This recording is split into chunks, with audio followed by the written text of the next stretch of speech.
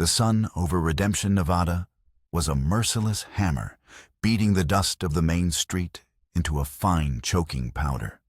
It bleached the raw timber of the saloon, the general store, and the assayer's office to the color of bone. In the shimmering heat, the town held a breathless quiet, the kind that precedes either a storm or a gunshot. From the porch of his small homestead at the edge of town, Jedediah Kane watched the heat waves dance his gaze distant. 10 years had passed since he'd unpinned the silver star of a U.S. Marshal, but the weight of it still settled on his shoulders some mornings, a phantom limb aching with memory.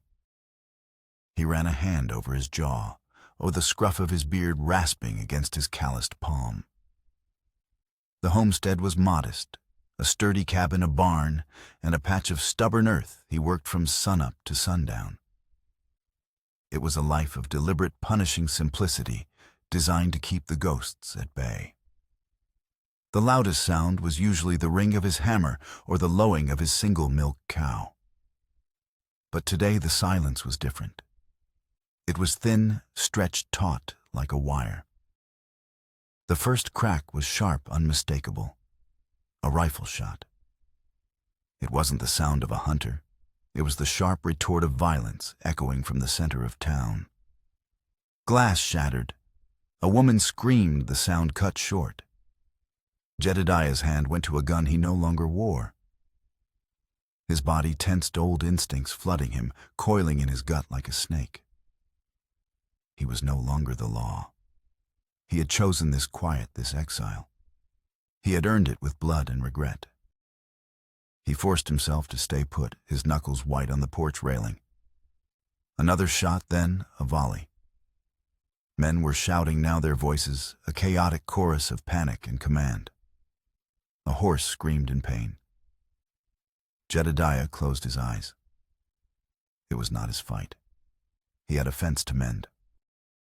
But then through the rising din, one voice cut through, carrying with an unnatural clarity. It was smooth, educated, and laced with the chilling amusement of a man entirely in control. Patience, gentlemen. Wealth is a burden best relieved with grace. Jedediah's eyes snapped open. He knew that cadence. Not the man, but the type. The kind of predator who smiled while he cut you, who saw the world as his personal chessboard. He'd hunted men like that across 3 territories. Men who believed themselves above the brutishness of their own actions. He could not stay. He was no lawman, but he was still a man. Grabbing the old Schofield revolver, he kept oiled, but unused in a lockbox, he strode toward the rising plume of dust, his long-legged gait eating up the distance. The smell of gunpowder and fear grew stronger with every step. The scene at the Redemption Bank and Trust was one of controlled chaos.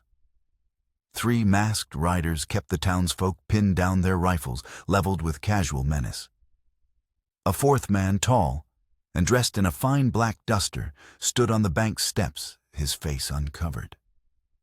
He had a mane of dark hair, a neatly trimmed beard, and eyes that seemed to absorb the light around them. This was Silas Blackwood. He held a leather satchel in one hand and moved with the unhurried confidence of a stage actor.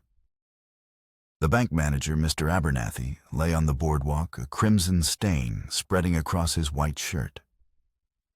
He was alive, groaning, but the message was clear.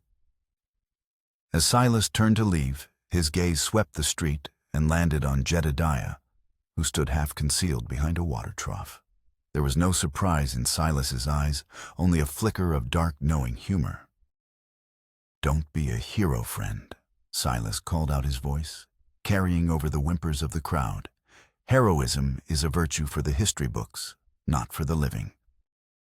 He mounted his horse, a powerful black stallion that stamped impatiently. But he didn't ride off. Instead, he paused, reaching into the satchel. He pulled out not a bag of coins, but a small, delicate object that glinted in the harsh sunlight. A silver locket tarnished with age.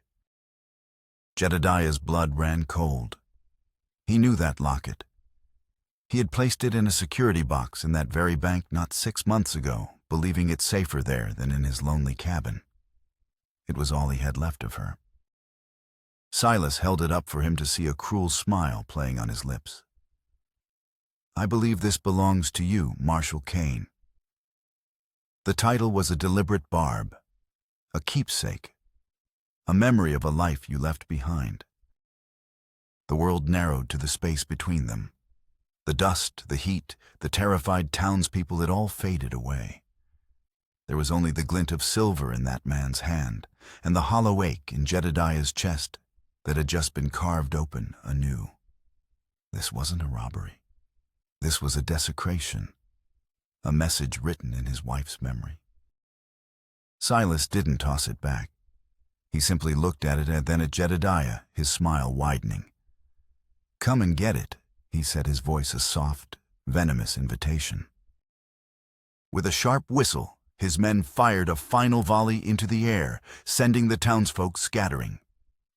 They spurred their horses galloping out of town, leaving a cloud of dust and the echo of their laughter behind. Silas Blackwood was the last to leave his eyes locked on Jedediah's until the very end, and the silver locket disappearing back into the satchel. Jedediah stood frozen, the Schofield heavy and useless in his hand.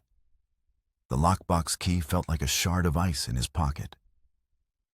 He had built a fortress of solitude around his grief, and in one swift, brutal act, Silas Blackwood had not only breached the walls, but stolen the very heart of the citadel. The past he had tried to bury had just ridden back into his life, and it wore a smiling, merciless face. His quiet life was over. Redemption was no longer a place. It was a debt he would have to collect. The dust settled, revealing the aftermath. Sheriff Miller, a man whose courage was always a step behind his intentions, finally emerged from his office, his face pale. The town doctor was already kneeling beside Abernathy. People whispered, their gazes shifting toward Jedediah, a mixture of fear and expectation in their eyes. They remembered who he had been. Jedediah ignored them. He walked to the bank, his steps measured, each one a hammer blow against his own resolve. He looked down at Abernathy, whose breathing was shallow. The safe Jedediah asked, his voice a low growl. Abernathy winced, clutching his side. He knew exactly which box. Didn't touch the others. Just yours. The confirmation landed like a punch. Jedediah turned and walked away, his destination clear. He passed his homestead without a glance, heading straight for the barn. Inside, the air was thick with the scent of hay and leather. He threw a saddle over his horse, a sturdy buckskin that had known only quiet pastures. His movements were economical, precise, the muscle memory of 100 manhunts returning with grim familiarity. He packed light, a bedroll, a canteen jerky, and every last box of cartridges he owned. As he worked, the image of his wife Sarah filled his mind. Her laughter by the river, the way her eyes crinkled when she smiled, the feel of her hand in his. The portrait in that locket was the only one he had. It was a fragile, silver-rimmed window to a life that was gone, a life Silas Blackwood had no right to touch. Sheriff Miller found him there, leaning against the barn door, looking lost. "Jedediah, you can't go after them alone. They're professionals." "This isn't professional," Jedediah said, his voice flat and hard. "This is personal." "What did he take from you?" "It wasn't just the locket, was it?" Jedediah looked out toward the distant red rock mesas where Silas had disappeared. The sun beat down on the cracked earth, bleaching the landscape to bone white. "He took my piece, Sheriff, and I'm going to take it back." He swung himself into the saddle, the worn leather groaning under his weight. He was no longer Jedediah Kane, the homesteader. He was Marshall Kane again, a man with a singular burning purpose. He was riding out not for justice, but for memory itself, for the ghost of a woman whose portrait was now in the hands of a devil. And he would ride through hell itself to get it back. The trail left by Blackwood's gang was a clear, arrogant scar across the desert floor. 4 horses riding hard and fast, making no effort to cover their tracks. It was another taunt, another piece of the cruel game Silas was playing. Jedediah followed it, with the grim patience of a wolf, his eyes scanning the horizon, his mind a cold, calculating machine. The sun was a relentless anvil, and the silence of the vast, empty landscape pressed in on him, broken only by the rhythmic beat of his horse's hooves and the whisper of the wind over sagebrush. Days blurred into a haze of heat and dust. He rode from dawn until dusk, slept in short, dreamless bursts, and ate without tasting. His focus was absolute, narrowed to the tracks in the sand and the image of the silver locket. He was a man hollowed out, filled with a single cold purpose. By the 4th day, the trail led him into a series of jagged canyons, where the rock formations rose like skeletal fingers clawing at the sky.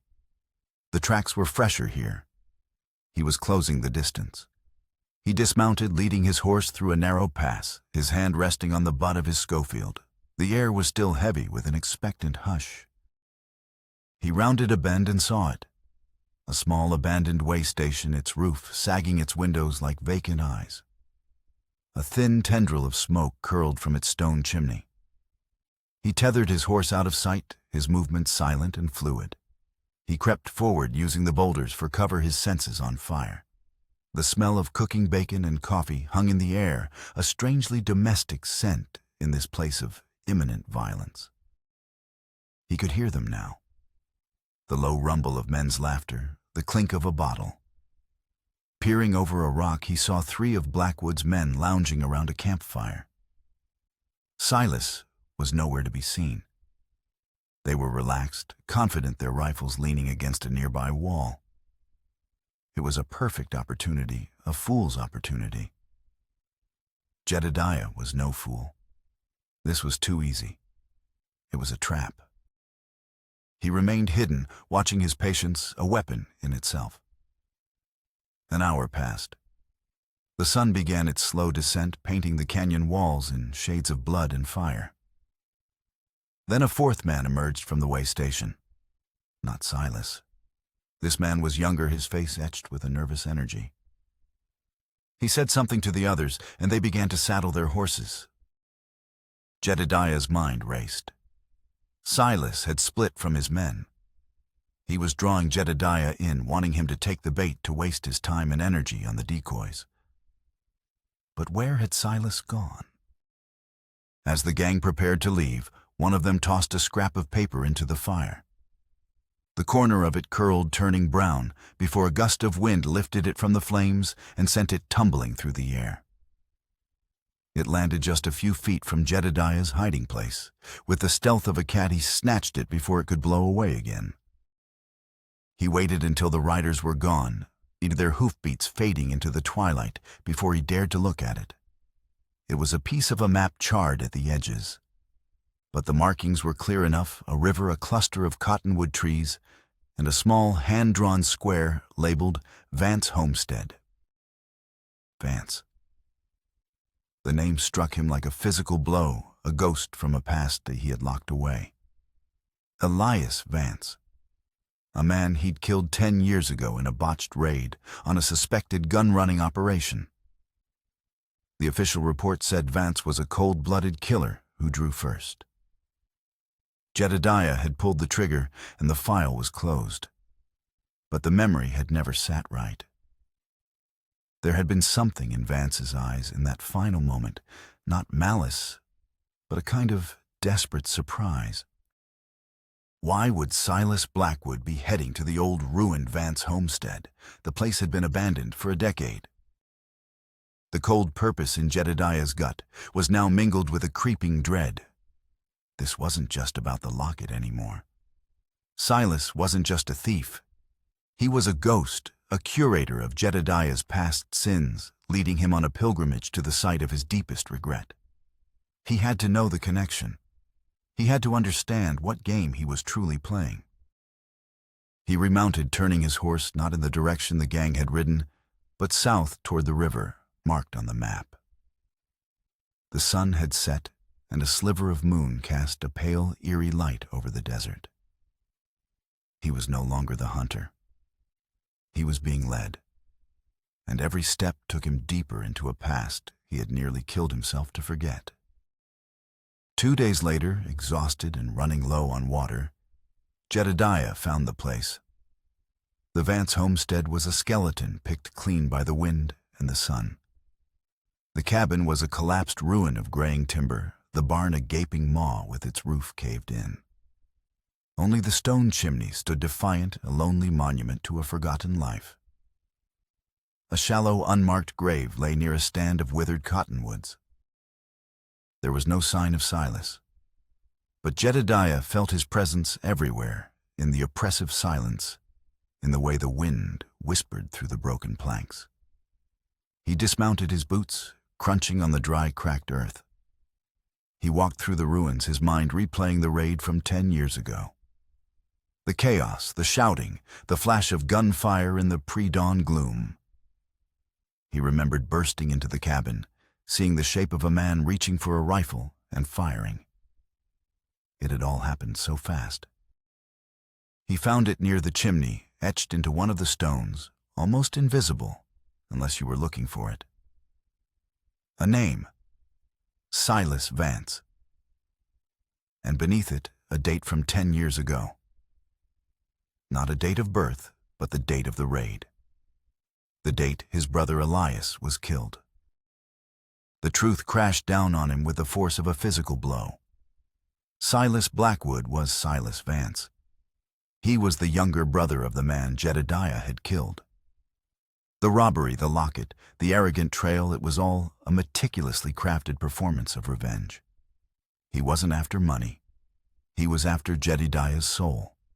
He was recreating the circumstances of his brother's death, casting Jedediah in his old role as the relentless pursuer, leading him to this very spot to make him confront what he had done. A new sound broke the silence, not the wind. A child's cough, sharp and thin. Jedediah drew his Schofield, every nerve screaming. He moved toward the ruined barn, his steps noiseless. He peered through a gap in the planks, his breath caught in his throat. Against the far wall, a young woman was huddled, her dress torn, her face gaunt with hunger and exhaustion. She cradled 2 small children, a boy and a girl, pulling them close as if her own frail body could shield them from the world. A crust of bread gray with dust passed from her trembling hands to the lips of the little boy. The girl, no older than 6, watched Jedediah with solemn, intelligent eyes, her expression a mixture of fear and fierce protectiveness. They were hiding just as Elias Vance had been hiding. "Ma'am," Jedediah said, his voice low, steady as a river stone. He holstered his gun, showing his empty hands. The woman flinched, pulling the children tighter. Defiance burned in her eyes for a moment, then flickered into dread. "Sir, we mean no trespass. We will be on our way by morning." Her voice was articulate, but strained with desperation. She was a woman of some education who had fallen on hard times. Whereto he asked the question plain, without accusation. Her lips pressed together. The silence was an answer in itself. There was nowhere. This was the final cruel piece of Silas's stagecraft. He had left this family here, a mirror image of the past, a moral test set in the ruins of his own family's tragedy. He wanted to see what Jedediah would do. Would he be the cold, unyielding lawman who saw only trespassers? Or would he be the man Sarah had once loved? Jedediah looked from the woman's haunted face to her children's wide, hungry eyes. He saw the hollow space in his own life, the cold hearth, the empty table. He saw the locket, a symbol of a love that cherished and protected. And he saw Silas Vance watching from some unseen perch, judging him. He made a decision. It was not a choice between the past and the present. It was a choice about who he was going to be from this moment forward. He unfastened his canteen and the last of his jerky and placed them on the ground. "Water," he murmured, stepping back. "And food. It's not much." The little girl, Rosa, darted forward and snatched them, giving the jerky to her brother Isim and the water to her mother Catherine. Jedediah drew himself upright, his shoulders squared against the weight of the past and the uncertainty of the future. His voice was like timber cut from the heart of oak. "Get your stuff," he said, each word slow, heavy with finality. "You're coming home." As he helped the weary mother and her children onto his horse for the slow journey back to redemption, he knew Silas was watching. Let him watch, Jedediah thought. The game had changed. Silas thought this was about revenge for the past. Jedediah knew now that it was about fighting for a future, however fragile and uncertain it might be. The journey home would not be an escape, but a preparation. The final act was yet to be played, and it would be played on his terms, in his town. The journey back to redemption was a slow, arduous procession. Catherine rode the buckskin, her exhaustion so profound, she swayed with each step the horse took. Rosa and Isim were small, silent bundles, one nestled in front of her, the other held securely behind. Jedediah walked alongside his hand, resting on the saddle, a silent, steadying presence.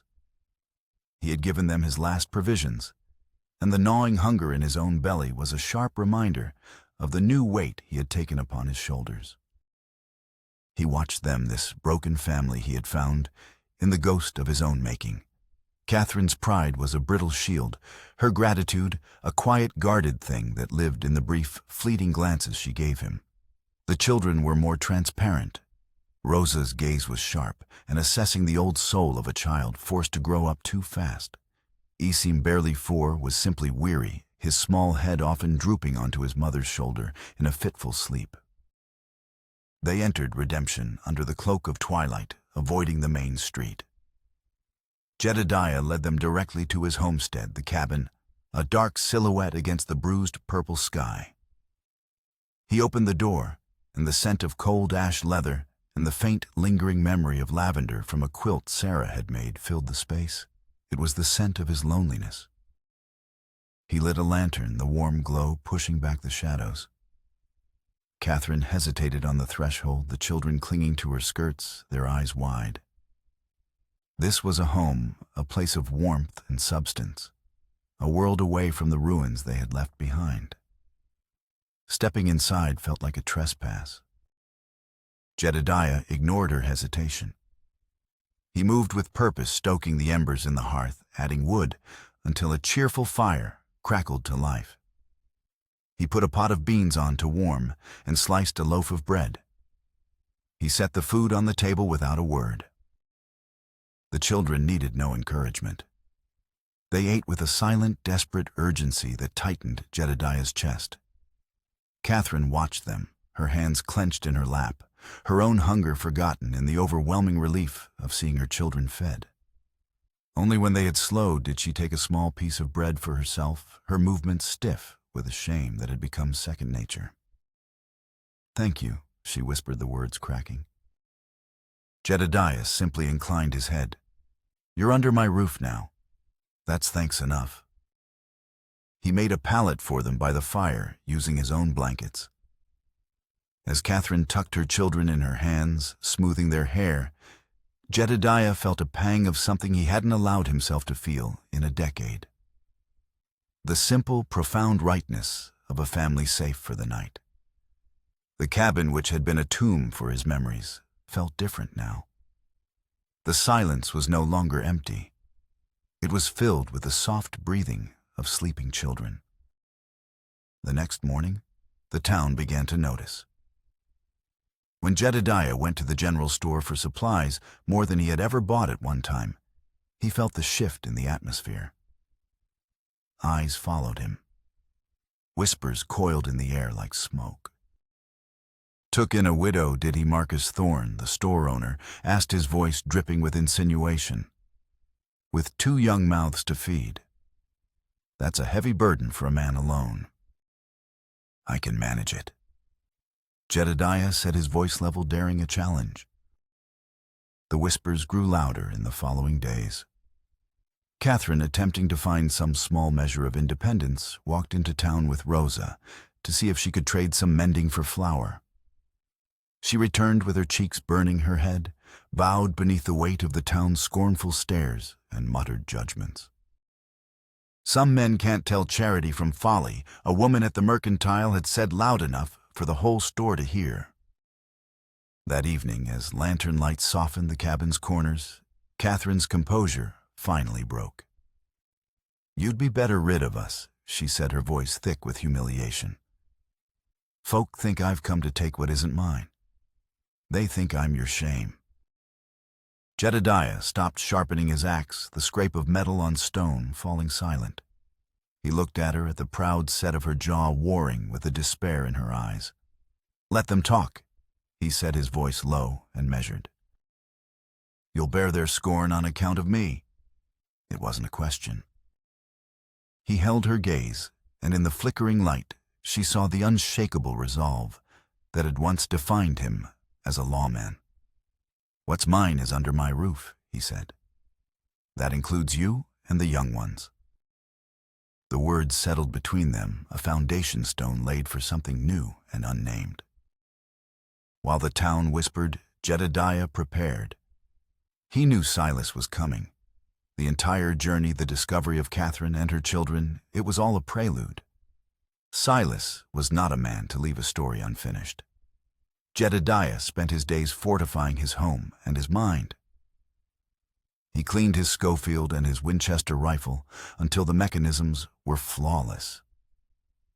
He walked the perimeter of his land, noting every rock, every tree, every potential point of attack or defense. He was mapping a battlefield. At night, he would sit by the fire watching the family he had inadvertently claimed. Rosa, with her fierce, watchful eyes, had started to follow him, asking questions about the tools in the barn. Isim, a small, trusting shadow, would often toddle over and climb into his lap, falling asleep to the steady rhythm of Jedediah's breathing. In these small, quiet moments, the stakes of his impending conflict with Silas grew immeasurably. It was no longer about a locket or a ghost from the past. It was about this fragile new life taking root in the ashes of the old. One afternoon, a rider approached the homestead. It was Deputy Miller, his face grim. "Jedediah, a telegraph just came in from Carson City. A U.S. Marshal is asking about you. A man named Thompson." Jedediah went still. Marshal Thompson, his old partner, the man who had been with him on the raid that killed Elias Vance, the man he had trusted with his life. What did he want? Jedediah asked, his voice tight. "Wanted to know if you'd had any trouble. Mentioned an outlaw named Silas Blackwood might be in the territory. Called him a ghost. Said he was the last of the Vance clan and was wanted for a string of robberies.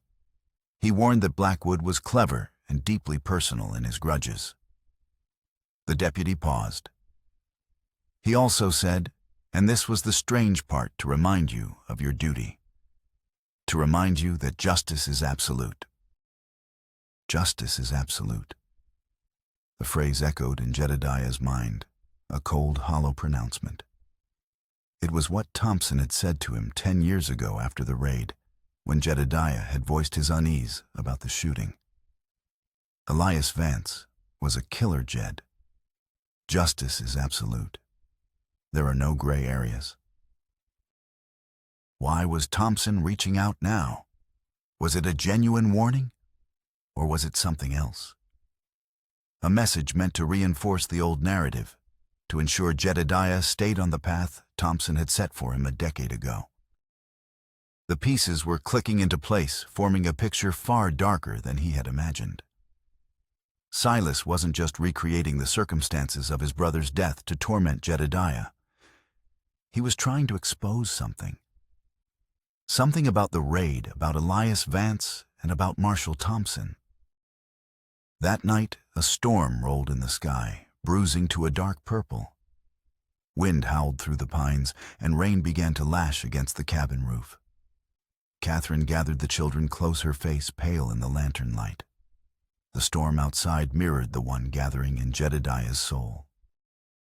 "Do you think it will hold?" Catherine asked her question about more than just the cabin walls. "It'll hold," he promised, though. His eyes strayed to the door, his hand resting near his gun. He knew Silas would use the storm for cover. The final confrontation was coming. It would not be in the open desert or in the ruins of the past. It would be here at this homestead where Jedediah had everything left to lose. The ghosts of the past were coming for him, and they were riding on the wind and the rain. The storm broke with a primal fury, as if the sky itself were tearing open. Wind shrieked around the corners of the cabin, and rain hammered the roof in a deafening, relentless rhythm. Inside, the fire spat and hissed, casting dancing, distorted shadows that turned the small space into a cavern of anxieties. Catherine sat on the floor, her arms a protective circle around Rosa and Isim, whispering a lullaby that was swallowed by the roar of the gale. Jedediah stood by the window, peering through a crack in the shutters. Lightning split the sky, momentarily illuminating a world of churning chaos. In one of those brilliant silver flashes, he saw them. Two riders moving slowly, deliberately toward the barn. They weren't fighting the storm. They were using it, moving under the cover of its rage. It wasn't a full-blown assault. This was something more precise, more personal. This was Silas. "Catherine." He said, his voice a low command that cut through the noise. "Take the children to the root cellar. Bolt it from the inside. Do not open it for any reason until I come for you." Her eyes widened with terror, but she didn't argue. She saw the grim certainty on his face. She hustled the sleepy, frightened children toward the trapdoor in the floor, her movements swift and sure. "I love you," she whispered to them, her voice trembling before ushering them down into the dark, earthy-smelling space. The heavy bolt slammed into place, the sound a final, definitive thud. Now he was alone. The cabin felt vast and empty. He checked his Schofield, the 6 brass cartridges gleaming in the lantern light. He took his Winchester from its rack above the mantelpiece, its familiar weight a cold comfort in his hands. He didn't have to wait long. A voice smooth and unperturbed by the storm called from just outside the door. "Jedediah Kane. A poor night to be out, wouldn't you agree? I'd ask for shelter, but I fear my presence might be an imposition." It was Silas. His tone was light, conversational, the sound of a man who held all the cards. "What do you want, Vance?" Jedediah called back, his voice steady. A soft chuckle answered him. "Ah, so you remember the family name. Excellent. It saves us so much tiresome exposition. What I want is simple.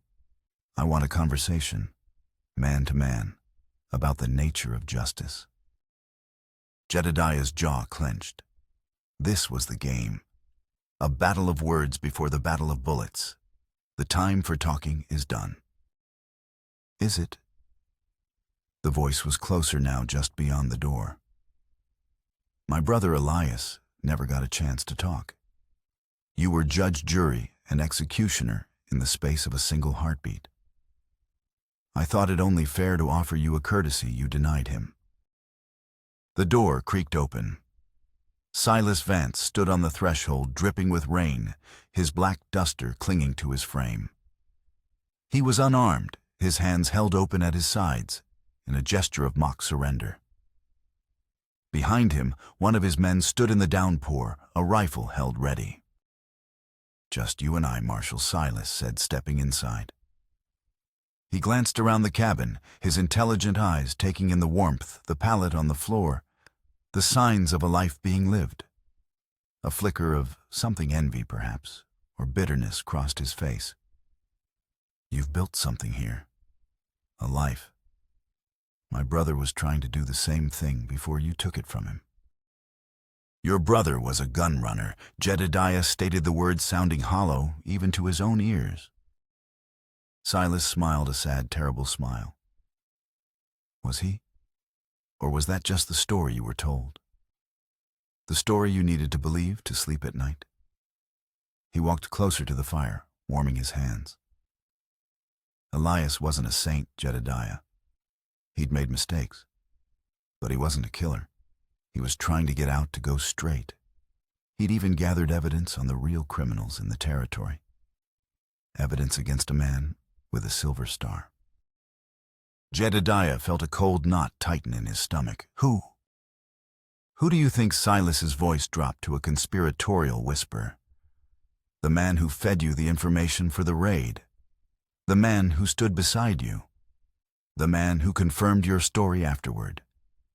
Your own partner, Marshall Thompson. Silas reached into his duster and pulled out a leather-bound journal. He tossed it onto the table between them. My brother's diary. It details everything. The shipments Thompson was running, the bribes he was taking. Elias was going to expose him. Thompson found out. He couldn't afford to have Elias talk, so he painted him as a dangerous outlaw and sent his most effective, most righteous bloodhound to put him down. He sent you. Jedediah stared at the journal, his world tilting on its axis. The unease he'd felt for 10 years, the look in Elias Vance's eyes, Thompson's strangely timed telegram, it all coalesced into a single, horrifying truth. He hadn't been an instrument of justice. He had been a tool, a weapon in a corrupt man's hand. He had killed an innocent man, a man who was trying to do the right thing. Thompson betrayed you, Jedediah, Silas said softly, his voice filled with a chilling sympathy. He used your grief over your wife, your rigid code of honor, and he turned you into his personal executioner. And the irony, by killing my brother, you solidified Thompson's power. He's a territorial judge now. Justice, as he says, is absolute. The storm outside raged, but the tempest inside Jedediah was far more violent. His entire identity, his belief in the rightness of his past actions, was stripped away, leaving only the raw, agonizing guilt of his mistake. So now you understand. Silas continued, his voice hardening. This isn't just about revenge for my brother. It's about truth. I brought you here to the ruins of my family. I put another innocent family in your path, all to see what kind of man you are now. To see if you are still the monster Thompson created. He gestured around the cabin. And what I see is that you are not. Silas's hand moved not for a hidden gun, but toward the table. He picked up a small carved wooden bird, one that Isim had been playing with earlier. He turned it over in his fingers. So here is the choice I am giving you, Jedediah. A choice you never gave, Elias. He walked to the door and spoke to his man outside. A moment later, Catherine was shoved into the room, her hands bound, her face pale with terror. Silas's man held a pistol to her head. I have the proof of Thompson's corruption right here, Silas said, tapping the journal. And I have the woman you are trying to build a new life with. You can't have both. You can let me ride away with this journal, and I will destroy Judge Thompson. I will clear my brother's name. But in return, I will take her. I will make you feel the loss that I have felt for 10 years. Or, you can kill me now, save the woman, and let the lie of your past stand forever. Let my brother remain a villain in the history books, and let Thompson continue to dispense his absolute justice. He smiled, his eyes glittering with a fanatic's fire. So who are you, Jedediah? The lawman who serves a corrupt justice? Or the man who sacrifices truth for love? Choose. Lightning illuminated the terrible tableau, Catherine terrified but resolute. Silas, a righteous avenger, demanding an impossible price. And Jedediah standing in the ruins of his own morality, forced to make a choice that would break him no matter what he decided. The ticking of the mantel clock was the only sound in the room, each second a hammer blow counting down to a damnation of his own making. The clock on the mantel ticked each sound, echoing the frantic beat of Jedediah's heart. The wind howled a Greek chorus to the impossible drama unfolding within the cabin. Catherine's eyes, wide with fear, were locked on his. In them he saw not a plea for her own life, but a silent, unwavering trust. She believed in him even now, when his own belief in himself had been shattered into a million pieces.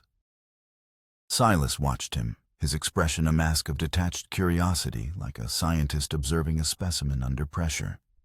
What will it be, Jedediah? The truth that costs you everything, or the love that is built on a lie? Jedediah's mind raced, searching for a way out, a third path through this moral labyrinth. But Silas had constructed his trap perfectly. It wasn't a fortress to be stormed, but a cage of logic and emotion. Any move he made would validate one part of Silas's damning prophecy.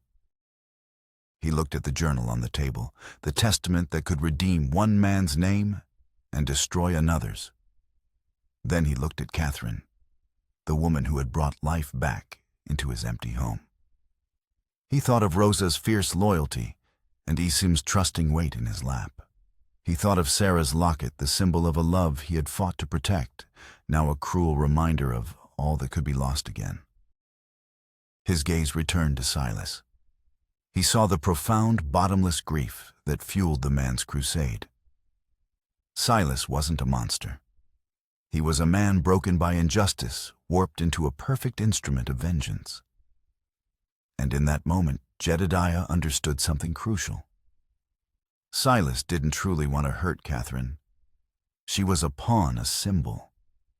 What he wanted was for Jedediah to understand his pain, to be forced to choose between two sacred things and live with the agony of that choice, just as Silas had been forced to live with the loss of his brother. "You're right," Jedediah said, his voice quiet, resigned. The sound surprised Silas, catching him off guard. "You're right about Thompson. About the lie. I killed your brother because I was betrayed. I was a weapon, and I was aimed at an innocent man." He took a slow step forward, away from the Winchester, his hands held open, mimicking the gesture Silas had made when he entered. "But you're wrong about the choice." "Am I?" Silas countered, his composure faltering slightly. "You think the choice is between justice for your brother and the life of this woman," Jedediah continued, his eyes never leaving Silas's. "But that's Thompson's way of thinking. Absolute, all or nothing, black or white.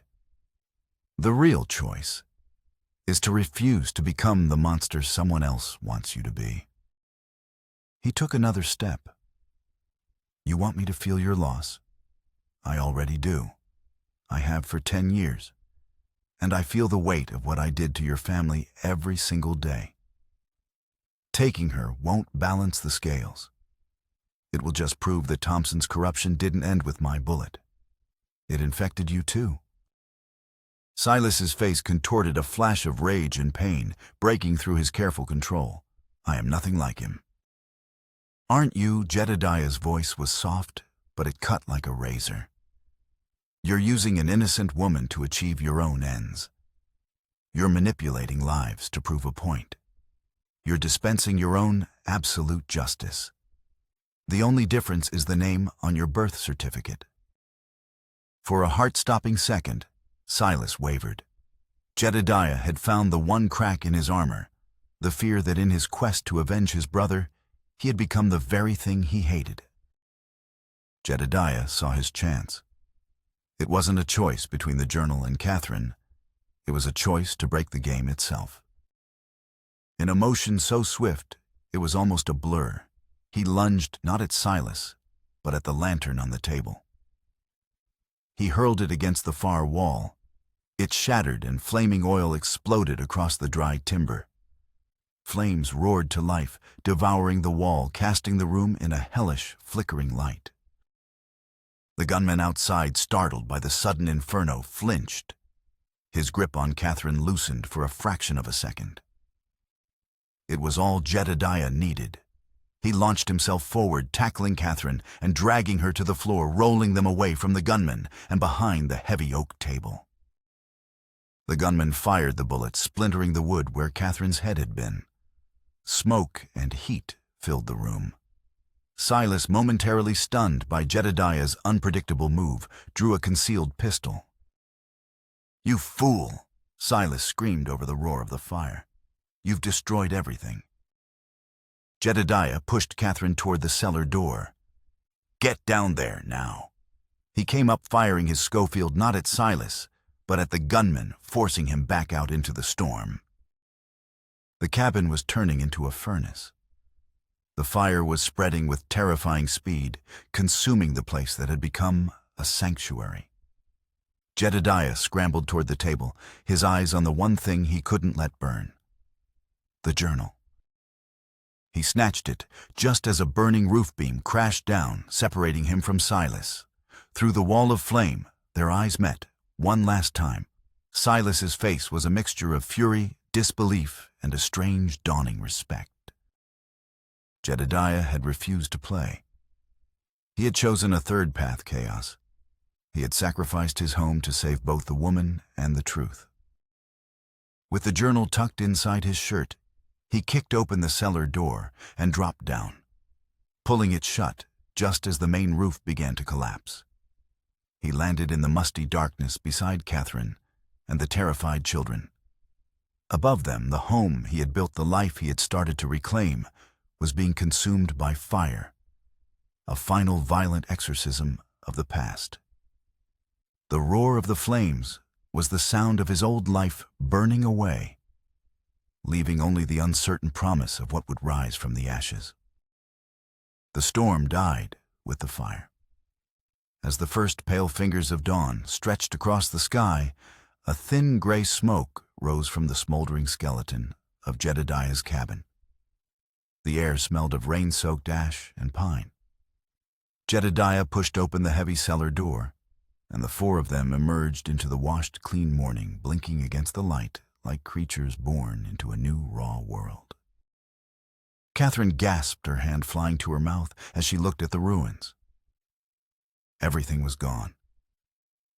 The table where they had shared their first meals, the hearth that had warmed them, the roof that had sheltered them, all of it was a blackened, charred memory. Yet they were alive. Her children clinging to her were safe. She looked at Jedediah, his face smudged with soot, his clothes singed, and saw not a man who had lost his home, but a man who had saved hers. There was no sign of Silas or his man. They had vanished with the storm, leaving behind only the wreckage of their confrontation. Later that day, Sheriff Miller and a few townsfolk rode out, drawn by the smoke. They saw the ruin, the shaken woman and her children, and the grim set of Jedediah's jaw. The whispers and scorn were gone, replaced by a silent, grudging respect. The story of the standoff in the storm had already begun to circulate, a tale of a quiet man who had stood against armed men for the sake of a widow. They didn't know the half of it. In the days that followed, the town of Redemption lived up to its name. People who had once stared with suspicion now offered help. Marcus Thorne from the general store brought a wagon of supplies without asking for payment. Other men came with timber and tools, offering to help Jedediah rebuild. It was a slow, quiet apology.